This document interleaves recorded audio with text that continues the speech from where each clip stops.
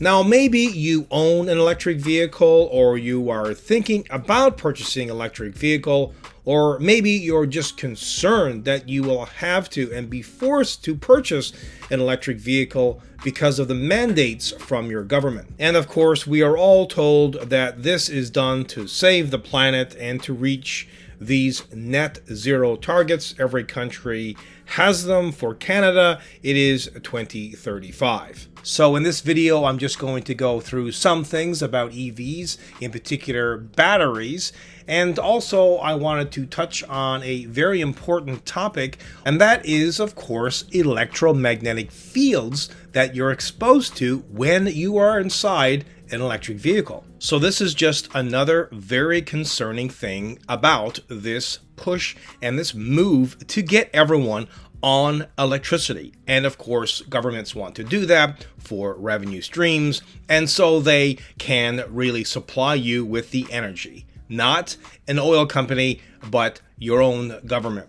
There isn't enough energy right now on the grid, period, and there certainly won't be to have everyone driving electric cars. And here in Canada, there's also pushes to get everyone off natural gas and go electricity as well. We will probably need to build 3 to 10 nuclear power stations in the next 5 to 10 years to really keep up with all of this electric demand, and that of course isn't happening. So not only will your own government dictate the cost of electricity, and believe me, when we all get into electric vehicles, the cost of energy, you can see it going up now, but it will go up quite substantially over time. So there's that's a major concern. Also, how about the longevity of batteries? How long will they last? If you replace them, how much will they cost? I've heard here in Canada, as an example, there's a guy who I think replaced his battery in a Tesla. It cost him in Canada $60,000 to replace a battery. That is not at all remotely sane. That's completely insane.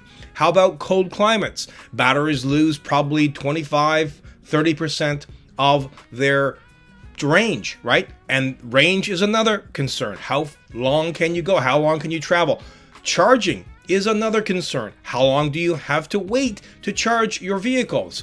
I heard the other day that there's a couple and the husband has an EV and the wife has a traditional car. And what happens is the husband goes to a charging station with his EV, the wife picks him up, then the wife brings him back once his car is charged.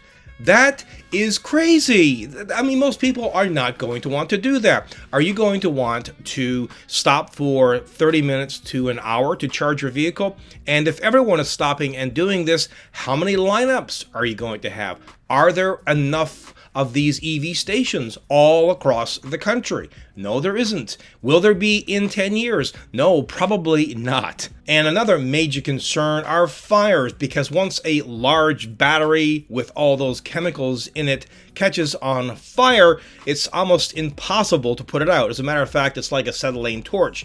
This isn't such a big deal, aside from all the pollution that it will emit, if there isn't anything around it. However, imagine other people and other property, and of course, if that happens, it will burn everything to the ground. Even little scooters and e-bikes are a concern for people that have them inside of their house or apartment. And how about all of the minerals that go into making a battery? Magnesium, cobalt, aluminum, manganese. I mean, the list goes on. And of course, we only have a finite amount of these minerals on Earth, unless we go off planet. And is that economical? Is that actually feasible? Also, who is harvesting all of these minerals? Someone has to go and take them out of the ground and manufacture them and make them into batteries. And this brings me to my next point. How about recycling?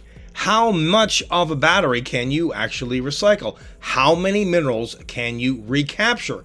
Probably not very many, unless, of course, this recycling technology gets improved and gets improved substantially, and it's going to have to, because again, going back to my previous point, we only have so many minerals on the planet. So I am sure that many of you out there who now own an EV, or you are thinking about purchasing an EV, will disregard everything that I just said. However, one thing that you cannot disregard, and I'm going to get to what I started to get into at the beginning of this video, which is electromagnetic fields. Now, there are a number of videos online about folks having headaches when they drive their EVs, and this could be because of electromagnetic fields that they're exposed to. And remember, of course, everything inside of an electric vehicle is pretty much electric. The battery and all the cables, there is a massive field that you are actually inside of. Think of it like a humongous laptop with wheels. Now, from what I can gather online, studies conducted on the electromagnetic fields of electric vehicles have generally found that exposure levels are well below the international recommended limits for public safety. Now, what does that mean exactly? Well, you know how limits go, right? They kind of go up and down.